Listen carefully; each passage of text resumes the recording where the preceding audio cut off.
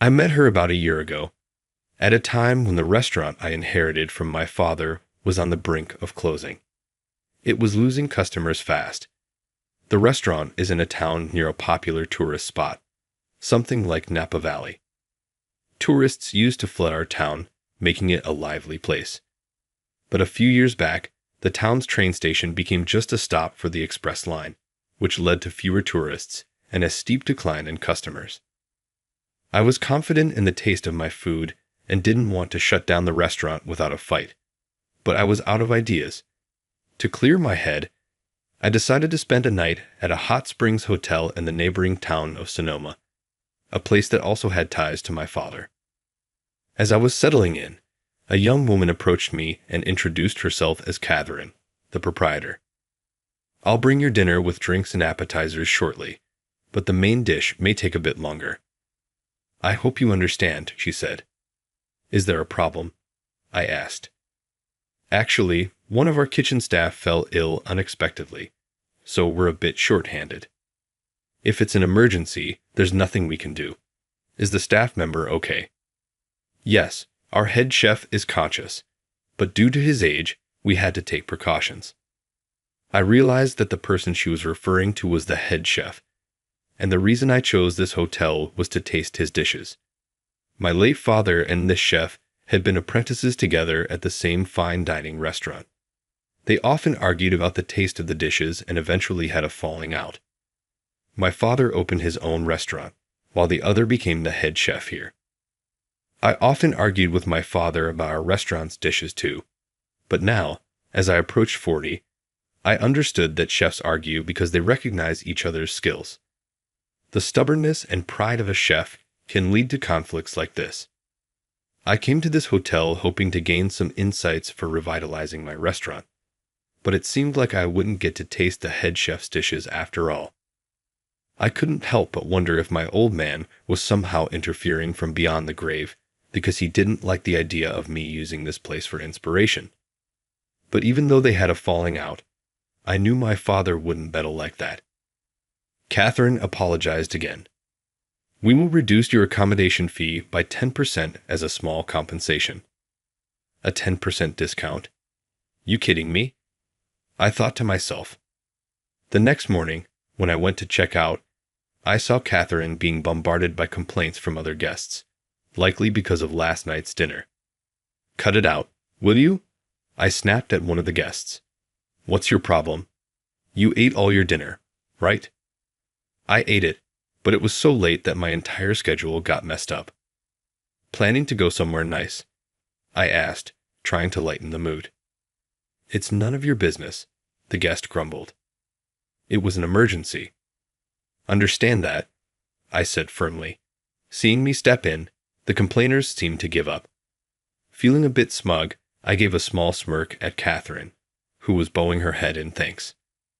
In the end, I returned home without finding any clues on how to revamp my restaurant. I had no choice but to keep running my modest business, catering to a few regular customers. One day, a man who looked to be around 70 walked into the restaurant. He wasn't much of a drinker, slowly savoring a warm bourbon while enjoying a few dishes. Occasionally, he'd nod approvingly and murmur, that's good." When I served him grilled chicken and soup as his last course, he seemed to enjoy the chicken but looked puzzled by the soup. "Is it not to your liking?" I asked, concerned. He inquired if the soup was made with the same recipe I inherited from my father. "Well, yes it is," I replied, now worried there might be something wrong with the flavor. The man then introduced himself. I apologized for the abruptness. "I'm Richard Taylor."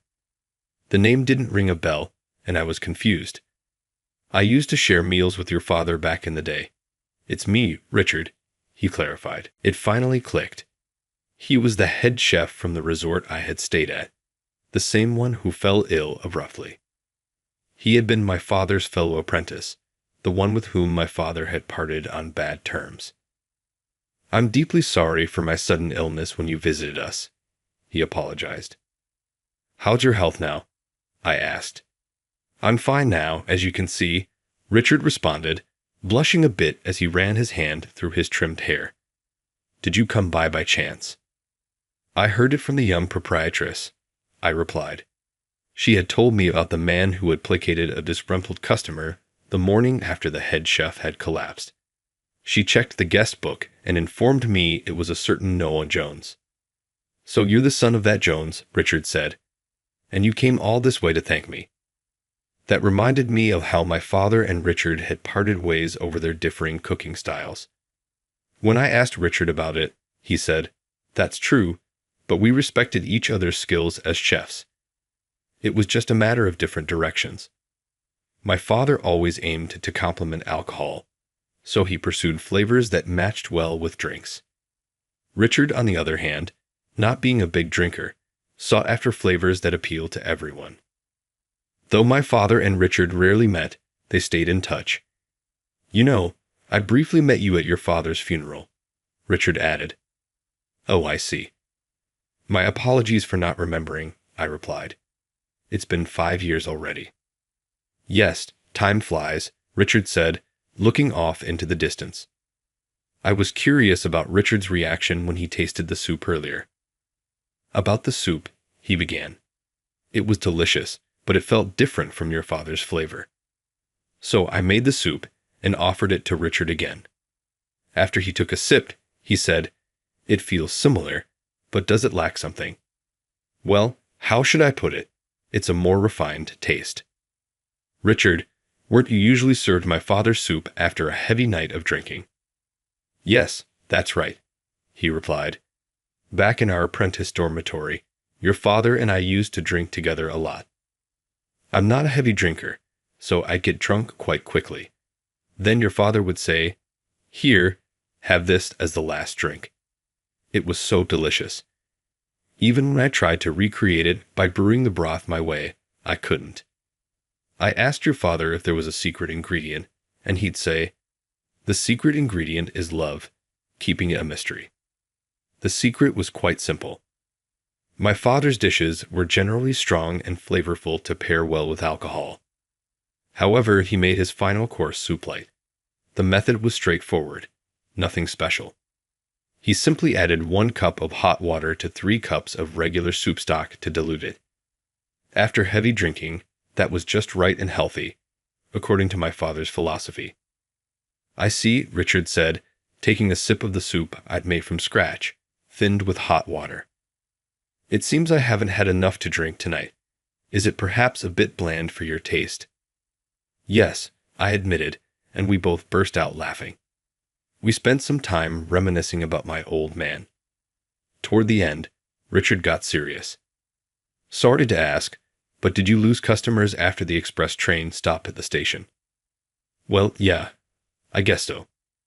"Has it affected your business?" "It's been barely making ends meet recently." "Why don't you come work with me after I retire?" Richard asked. "After you?" "Richard, you mean at your hotel." Richard explained that he's getting old and thinking about retiring soon. The staff he currently has are excellent chefs, but something is missing. It seems everyone's too obedient. They lack the spirit. We don't have anyone with the backbone your father had. I wonder if you'd be a good fit. I wasn't sure if I had as much spirit as my old man did. Plus, it wouldn't be fair to the chefs who'd been there from the start if I just walked in. I'm honored by your offer, but I can't give up on this place. It's my dad's legacy. I'm not ready to let go yet." When I said this, Richard seemed to understand and nodded several times. "You're right.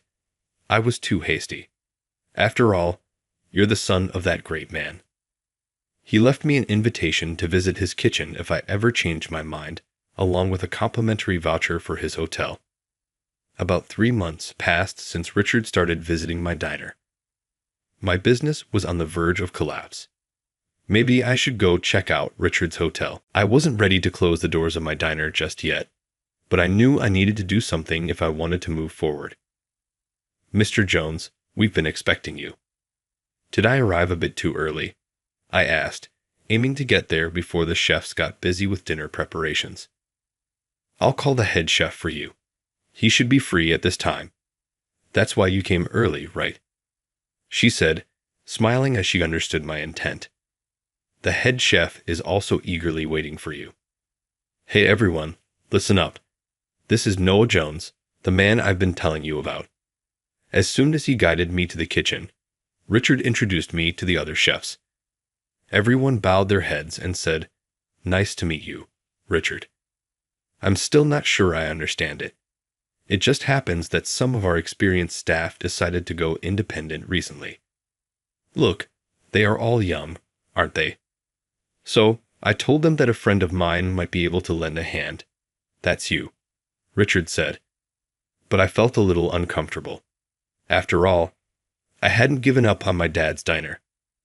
That night, after a dip in the hot springs and returning to my room, the hotel's maid had set up my dinner. When asked what I'd like to drink, I ordered a glass of bourbon. Shortly thereafter, the bourbon was brought in. The one who brought it was the young proprietress named Catherine. Thank you for coming today. Thank you for having me. Please, have a drink. Thank you. I'm honored to have the young proprietress herself serving me. Oh, it's nothing. I've heard about your father from the head chef. Recently, Richard has been talking about your dad to everyone every chance he got. He told me that the person I am now is because of your father. It's odd. My dad used to tell me about Richard, whom he had a falling out with. He referred to him as a fellow apprentice. I continued, you know what they say, the better the friendship, the fiercer the fight. I mused while I poured myself another glass, and then another from the bottle that Catherine had handed me. Please, feel free to indulge tonight, she suggested. She was quite persuasive, and by the time I was fairly inebriated, Richard arrived. How about this as a second helping from your dad? A nice bowl of soup to finish off, he offered. I felt a strong urge from Catherine and Richard to become a cook at their hotel, but I couldn't bring myself to close the restaurant my father had left me. That night, I was alone in my bed, and I couldn't fall asleep. What part of this dish do you not like?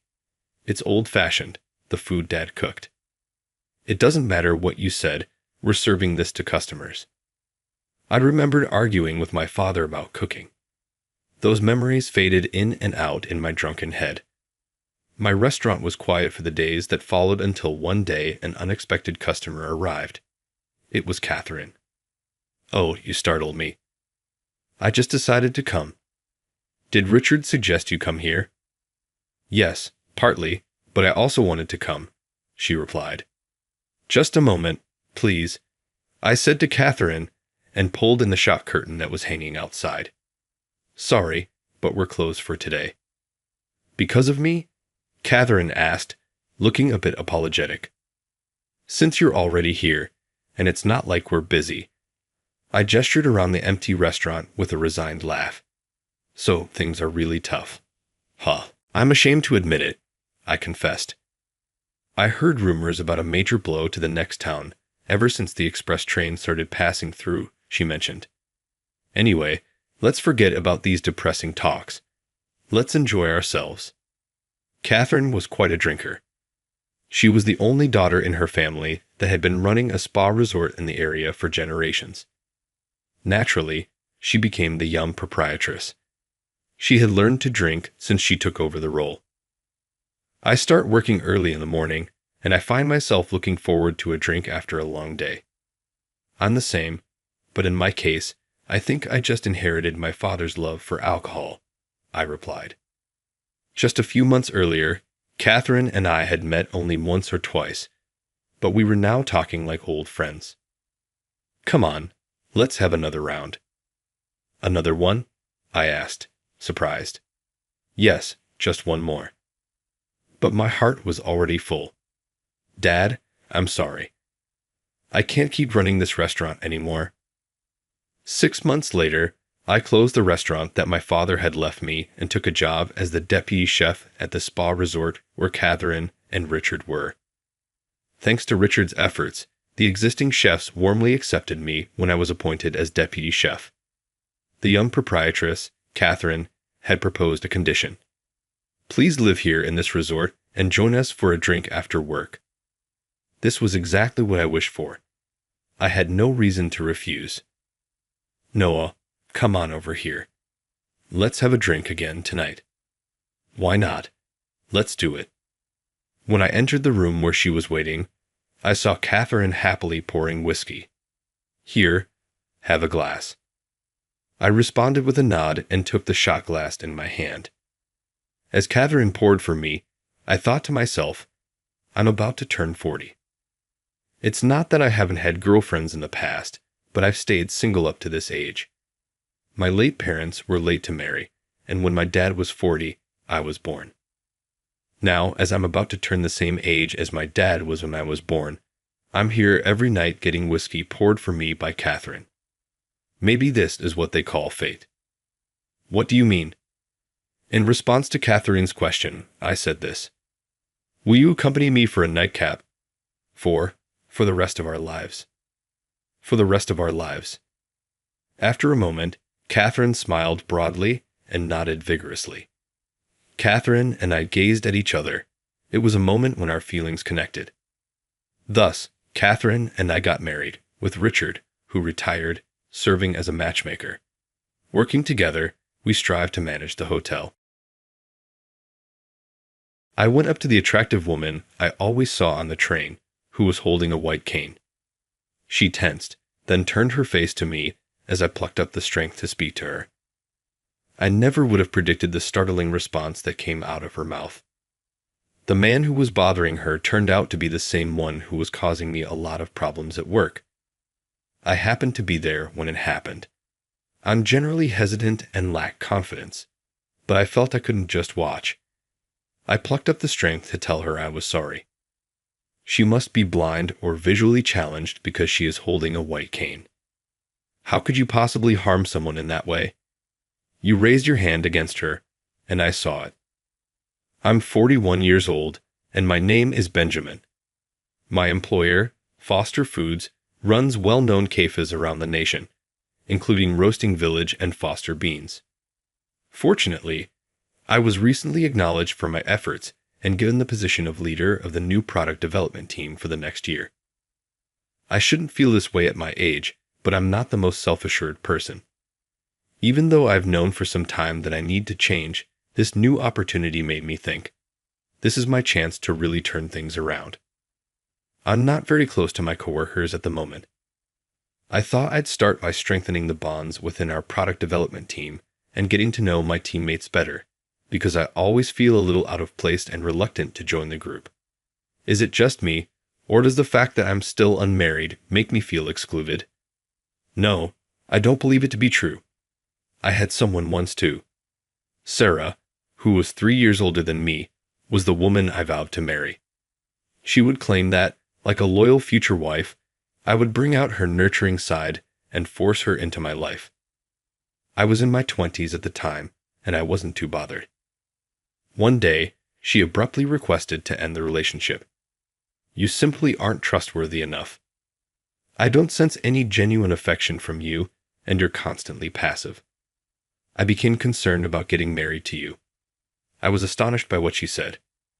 I had assumed that we would get married without any issues, but she abruptly changed her mind. Sarah became even more dissatisfied upon witnessing my clumsy response and departed. I've struggled ever since to get over my uneasiness around ladies, or actually humans in general. The department's employees frequently go out to eat or drink together after work, but I always go straight home alone. I return to my apartment after an hour-long train ride. It's the only spot where I can really unwind. I am one of 5 people on our new product development team. Our department leader, Henry, requested that we concentrate on creating new desserts and pleasant cold beverages as summer draws near. I want to live up to Henry's expectations as the selected team leader. I was prepared to put my all into it, but nearly at once, something went wrong. Benjamin's desperation is excessive. It's really awkward. Kevin, a member of my team, is open about his distaste for me. Even though he's always making fun of me, I want to cooperate with everyone now that I'm in charge. I ignored his remark and addressed the gathering. Let's work hard on this new product development. The group looked at one another with a knowing look. I ended up bending my head a little because I felt uncomfortable. Oh, I see. Anticipating it. They all started laughing at my contrite manner. Friendly laughter didn't feel like it. They seemed to be laughing at me more than anything else. My ins were becoming more and more misguided. This is not good. A leader such as he. Kevin mumbled, "No thanks," so I could hear him. I was embarrassed that I was unable to come up with a response to his hurtful remarks. He then began to absolutely shun me. Even when I welcomed him, he blatantly displayed his animosity and disregarded me. Finally, the day came for our team's first presentation. "I'll be in the meeting room on the 3rd floor, so please gather there." I called out and headed there ahead of everyone. I wondered what ideas everyone would bring. Excited, I set up the tea in the meeting room and waited. But even after 15 minutes, no one showed up. Thinking something might have happened, I went to check, only to find the 4 of them still seated at their desks, chatting away. At first, I thought they were just enjoying themselves until I realized it was a session of badmouthing me. Man, making us all gather in the meeting room. What a drag. The others chuckled. I felt a pang of quiet hurt. Benjamin's usually so dull and gloomy, and now he's suddenly all gung-ho. It's exhausting just watching him. Remarks like that started coming up too. Is that really how they see me? The pain made me quietly withdraw. Since that day, I've been losing sleep, constantly thinking about how I can get along with everyone. One day after work, I decided to take the plunge. If you're free, would you like to grab a drink? I'd love to get to know everyone better, I suggested, proposing a social outing. Everyone looked at me. Maybe this could work. There's a new place nearby that serves great seafood. How about we go there, have some good food, and have an open chat? That's what we call drinking harassment, Kevin responded with a cold stare. I tried to explain that wasn't my intent, but he wouldn't listen. Oh well, we don't have to drink. Just enjoying a good meal together is fine too, right? Silence filled the air. No one agreed. Feeling defeated, I grabbed my bag. Well, I'll think of another idea sometime. I bowed my head and left the office, sighing at how poorly things were going. Then, on the train ride home, I stumbled upon something shocking. A message notification popped up on my free chat app, so I opened it casually. It was from one of the team members. Having a great time with the team, read the message with a photo of everyone. But me, looking happy together. A classic wrong recipient message. The place was, of all places, that seafood restaurant I had suggested. So, they really do dislike me. I slumped in disappointment. The shock was too much. The next day, I stopped Kevin to try and talk. Predictably, he ignored me, so I turned to Kimberly, the member who had accidentally sent the message. Look, I know it's awkward to ask, but I can't figure out why everyone seems to hate me. If there's something I can fix, I'd really like to know. Could you tell me? Maybe she felt sorry seeing how desperate I was, so Kimberly spoke in a low voice. Her tone made it clear she was angry. I think Kevin has every right to be upset. It's because of things like that you lose everyone's trust. I had no idea what she meant, so I just stared blankly at her. Benjamin, you're seducing girls in their 20s, aren't you? I mean, you pretend to be all quiet, but there's talk that you're actually a pretty shady guy. What girls in their 20s? Me? No way. I'd never do something like that. It seemed like there was a huge misunderstanding. I desperately tried to explain that they had the wrong person, but no one believed me. After all, Kevin was confidently claiming he had evidence, so no one would even listen to my side. Evidence? What could he possibly have? At least now, I understood why people looked at me like I was some kind of creep, but I had no idea how to clear this up. I was at a loss. After gathering some information, I discovered the truth. Kevin has a much younger sister. Her boyfriend has the same name as me and lives in the same area. In other words, Kevin mistakenly believes his sister is dating me. I sighed deeply. His sister is still in her 20s, and if he thinks his sister's boyfriend is an unimpressive guy in his 40s like me, it's no wonder Kevin is upset. Apparently, he's strongly opposed to the relationship, but I have nothing to do with it. This is all just a misunderstanding. In fact, it's a nuisance. I need to explain this clearly. I set out to find Kevin and clear up the misunderstanding. Determined, I looked around the office for him, but he was nowhere to be found. Apparently, he was off stirring up more trouble. He had gone directly to Henry to make his case. I think Kimberly would be a better fit for team leader than Benjamin. She's popular with the team, and remember her coffee jelly creation that became such a hit. Compared to her, Benjamin has no track record and zero support. Henry looked troubled by what Kevin said. He replied that he'd think it over and urged Kevin to return to the office later. Henry called me in. You have to get the team together. I promoted you because I thought you could handle it. Don't let me down.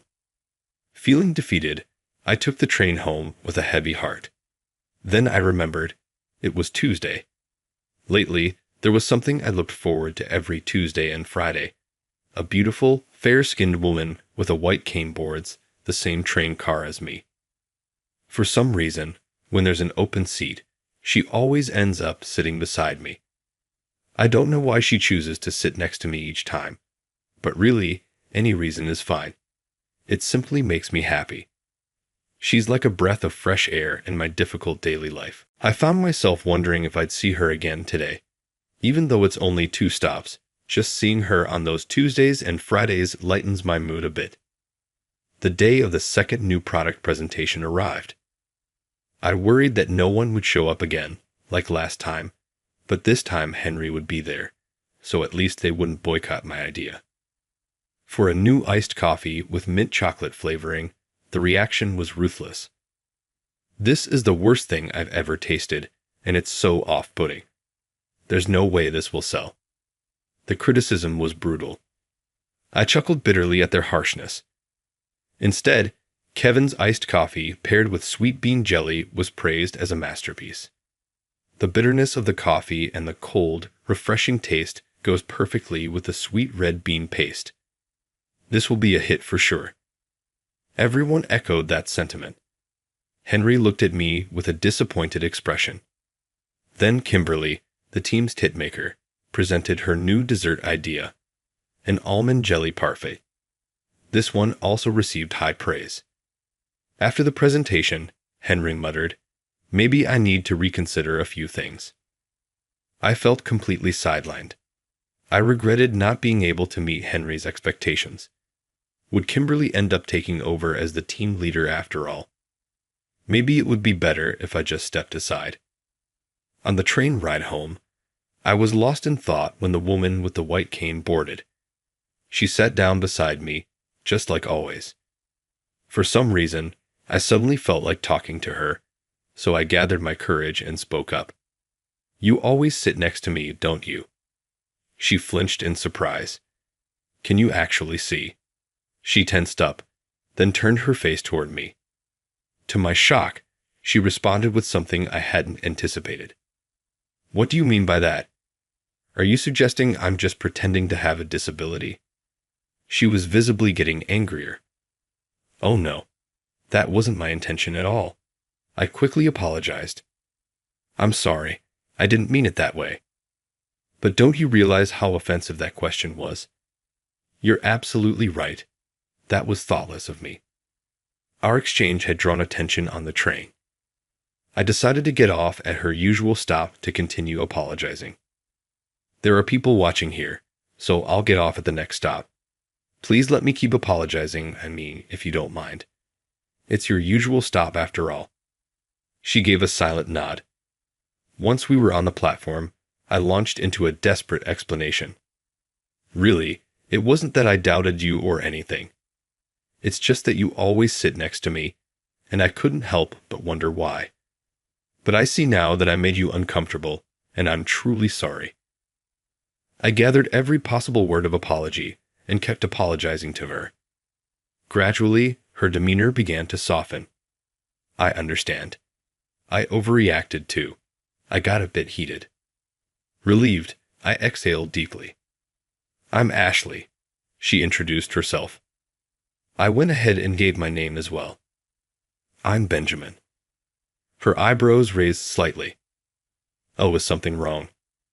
No, Ashley smiled. Your question about why I always sit next to you, it's because of the scent. Surprised, I instinctively lifted my arm and took a sniff. I ended up making a loud sniffing sound, so she probably realized what I was doing. Ashley laughed softly. It's not a bad smell. It's the sea aroma. I love coffee, and every time I sit next to you, there's this wonderful scent. I sighed in relief. I work for a company that operates coffee chains, actually. Places like Roasting Village and Foster's Beans. Oh, there's a Foster's Beans near my place. I'm quite the regular there. The tension in the air eased. Ah, thank goodness, I thought. That was the reason, and my question was answered. I was genuinely happy to talk to Ashley. I felt a bit giddy, but unfortunately, Kevin happened to witness this scene. Since he thought I was dating his sister, he flew into a rage. Benjamin, you scumbag. I told you to stay away from my sister. He suddenly lunged at me, yelling. His loud outburst startled Ashley beside me, causing her to stumble. In his agitation, Kevin didn't even notice her white cane. He ended up bumping into her.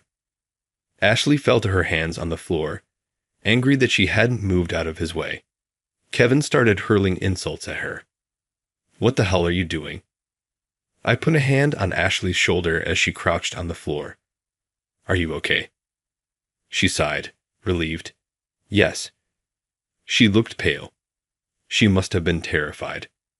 I glared at Kevin. That was uncalled for. Only then did Kevin notice her white cane.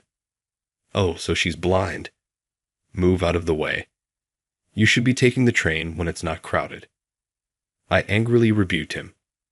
How can you say something like that? What was that? We glared at each other. I had reached my limit. I didn't care if this got me removed from the team leader position or kicked off the team. This time, I was determined to say everything I had kept bottled up. I was furious that Kevin had insulted Ashley, who had nothing to do with this. Apologized to her. She's holding a white cane, meaning she has a visual impairment. How could you bring yourself to hurt someone like that? Oh, shut up. You pretend to be a feminist when it suits you, but you're just a sleazeball hitting on women. Don't you dare mess with my sister. I've tried to tell you many times that it's a misunderstanding. Why won't you listen? Kevin looked shocked that I was responding so directly. You're acting totally different. Usually, you're such a wimp, never saying a thing. I didn't think you could talk back like this. You're just trying to impress her because she's pretty, right? He shot a smug look at Ashley. I firmly told him that this was an entirely separate matter. It was true I had noticed her before, but now was not the time to be talking about that. You're mistaken, Kevin. I'm not the one dating your sister. I have proof. You said your birthday was on the weekend, didn't you? My sister also mentions celebrating her boyfriend's birthday on that same day. I hesitated, lost for words. With the same name, living in the same area, and sharing the same birthday, I could see how it all seemed like an unbelievable coincidence, even to me. Kevin scoffed. See? You can't even deny it, and now you're trying to go after this woman too. You just see my sister as an obstacle, don't you? Unforgivable. I don't know about the birthday, but I'm telling you there's nothing between me and your sister, or between me and Ashley. I don't trust you. Break up with my sister. I suddenly realized that everyone on the platform was watching us, and someone even asked, "Shall we call the station staff?" It was only natural that everyone was watching, given how loud the commotion had become. I felt my face flush. Just then, Ashley, who had been silent up until now, suddenly spoke up. That voice. I've heard it before. You're the brother or friend of mine, aren't you? Kevin looked bewildered as she addressed him. My name is Ashley. My friend's name is Natalie. You're her brother, right? She had perfectly guessed Kevin's sister's name. His eyes widened in surprise. Yes, my sister's name is Natalie, but Kevin looked skeptical, tilting his head. Prove that you're actually her friend. Ashley gave a slight smile. Natalie talks like this, doesn't she? She began mimicking her. I couldn't tell, but it must have been a spot-on impression. Kevin looked astonished. She has this slightly babyish, nasal way of talking. It's a unique voice, hard to mimic, but you really got it right. I remember because I hear it all the time. Ashley looked a bit proud of herself. Then she added, I even have a photo. She showed her phone. It was a picture of her and Kevin's sister standing side by side. That's Natalie, I said. I see. But what kind of friend are you to her? All her friends are usually young and flashy. Kevin, arms crossed, asked her a question. Ashley was clearly older than his sister. In fact, she looked about the same age as Kevin himself. I met Natalie at an English conversation class. Although I can't see, I have an active personality and love trying new things. That's right. My sister loves traveling abroad, so she takes English classes. Kevin murmured. Now he understood that Ashley was indeed a friend of his sister's. But he was still puzzled as to how Ashley had recognized his voice. Ashley, where did you hear my voice, and how do you remember it? Do you really want to know? You're making this sound like an interrogation. Ashley grew exasperated with Kevin's persistence. Still, she kindly explained. Kevin's sister knows that Ashley has an exceptional sense of hearing, so when they communicate, she often uses various audio recordings.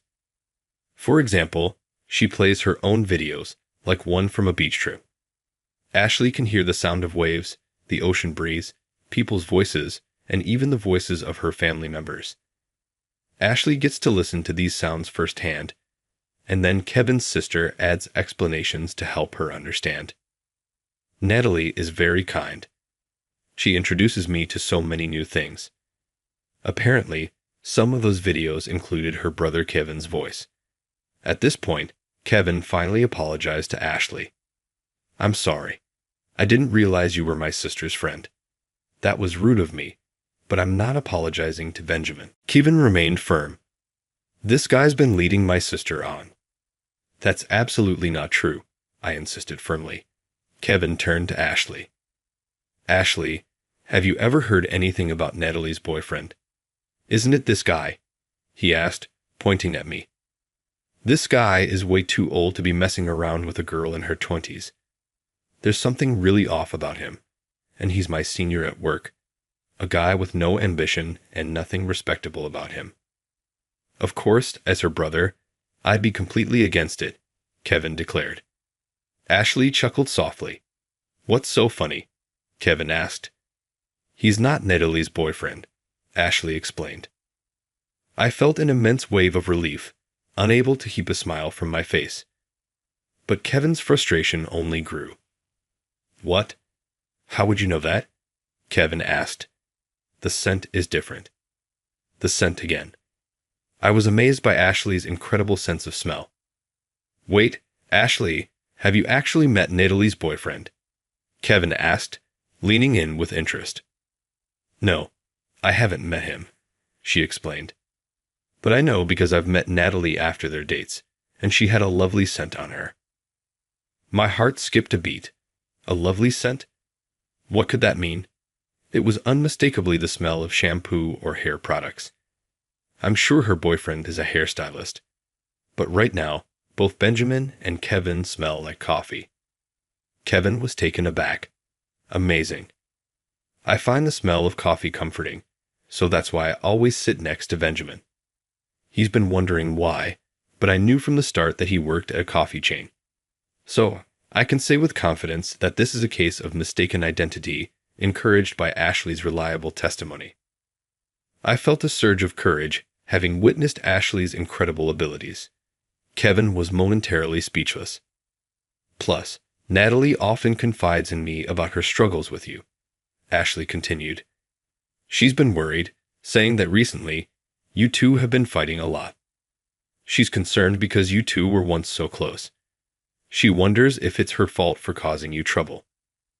What Natalie said caused Kevin and me to both feel a pang of emotion at her words. Hey, Ashley, sorry for the wait. To our surprise, it was none other than Kevin's sister, Natalie, who appeared. Huh? What are you doing here, big brother? Kevin stammered. Well, what's going on? Ashley smiled. It turned out she had planned to meet Kevin's sister today. What a coincidence. Kevin was flustered and at a loss for words. Meanwhile, his sister casually dropped a surprising revelation. Yeah, dating an older guy just didn't work for me. We broke up. What? With Benjamin here? Kevin pointed at me. This time, it was Natalie's turn to look surprised. Ha, who's this? I've never seen him before. See, right? I said. Natalie, we're complete strangers, aren't we? Yeah, pretty much, she replied casually. Kevin turned beet red and bowed deeply to me. I'm so sorry. Hearing the whole story, Natalie also apologized for the trouble her brother's misunderstanding had caused me. What were you even thinking, big brother? My bad. My ex's name is Benjamin, yes, but that's just the name he uses for work. His real name is different. It's a trend among star hairstylists to use alternate names. I glanced at Ashley. Her face lit up as she spoke, so Natalie's ex really was a hairstylist. Sorry, Ashley. I hadn't mentioned it, but it doesn't matter now. We broke up anyway. Big brother, Kevin said, seeing the stern look on his sister's face. Begging you to take out your frustrations on others because of me? That's the worst. I'm disappointed in you. But birthdays and everything. It was such a rare coincidence. I really thought it was Benjamin, so persistent. I couldn't have celebrated with him on his actual birthday. He has weekdays off, remember? Oh, right. When it came to his sister, Kevin seemed to lose all common sense. I was just worried. Don't talk to me anymore, she snapped. Kevin, elbowed aside by his sister, looked utterly dejected. Ashley and I watched, unable to hold back our laughter. Kevin looked completely defeated after being cut off by his sister. Then a shocking revelation surfaced within the new product development team. The iced coffee with sweet bean jelly that Kevin had presented turned out to be a copy of a competitor's product. Henry was furious and removed Kevin from the team. Rumor had it he'd be transferred to a subsidiary in the next round of reassignments. Kevin lost his confidence and became a completely different, much gloomier person. Once the center of attention, he now spent his time in a corner of the office, with copier or maintenance as his only real task. As for my new creation, the mint chocolate-flavored iced coffee, since that incident, Ashley and I had grown closer, and she helped me come up with an improved version. We added a scoop of mint chocolate ice cream to the iced coffee. Through trial and error, adjusting the blend and roast of the coffee beans, we arrived at a fresh new taste. With Ashley's encouragement, I finally worked up the courage to present it. Wow, this is actually really good. Even Kimberly, the team's hitmaker, gave it her stamp of approval. Henry complimented me with a nod, saying, "Well done." The new drink was soon approved to be launched as a product at Foster Beans. When I shared the news with Ashley, she was thrilled for me. Though it had been a bumpy road, the misunderstandings with my team were finally cleared up, and we were working together in a positive atmosphere. And now, my goal is to create a coffee that someday Ashley herself might call her favorite.